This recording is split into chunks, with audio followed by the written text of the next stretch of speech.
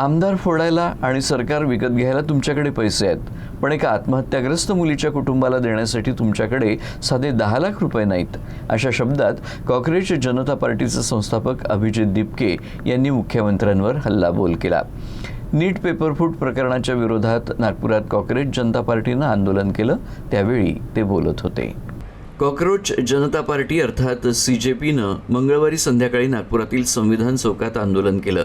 या आंदोलनात मोठ्या संख्येनं नागरिक आणि समर्थक सहभागी झाले होते. या आंदोलनाला मिळालेल्या प्रतिसादाबाबत कॉक्रोच जनता पक्षानं आज जमलेली गर्दी ही आतापर्यंतची विक्रमी असल्याचा दावा अभिजित दिपके यांनी केला आहे. दरम्यान या आंदोलनाला समर्थन देत सप्तखंजरी वादक सत्यपाल महाराज हे देखील मंचावर उपस्थित होते. दरम्यान CJPचे संस्थापक अभिजित दिपके यांनी एक दिवसापूर्वी त्यांच्यावर झालेल्या हल्ल्याबाबत गंभीर आरोप केले आहेत. या हल्ल्यामागे राष्ट्रीय स्वयंसेवक संघ अर्थात RSSशी संबंधित काही व्यक्तींचा हात असल्याचा आरोप त्यांनी केला आहे.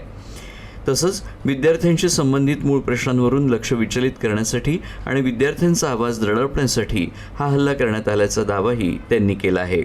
दरम्यान नीट पेपरफुटीमुळे आत्महत्या केलेल्या आकांक्षा चतुर्वेदी हिच्या कुटुंबियांची सांत्वना भेट घेतल्याचं सांगत मुख्यमंत्र्यांनी अद्याप चतुर्वेदी कुटुंबाची भेट न घेतल्यानं त्यांच्यावर हल्लाबोल केला.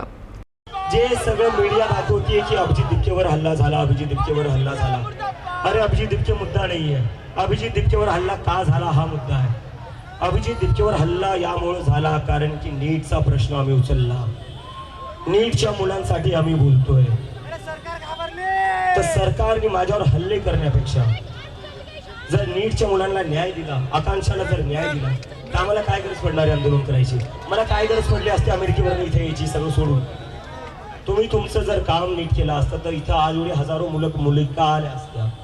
तुम्ही तुमचं काम करत नाहीये, त्यामुळे आम्हाला रस्त्यावर उतरावं लागलेलं आहे.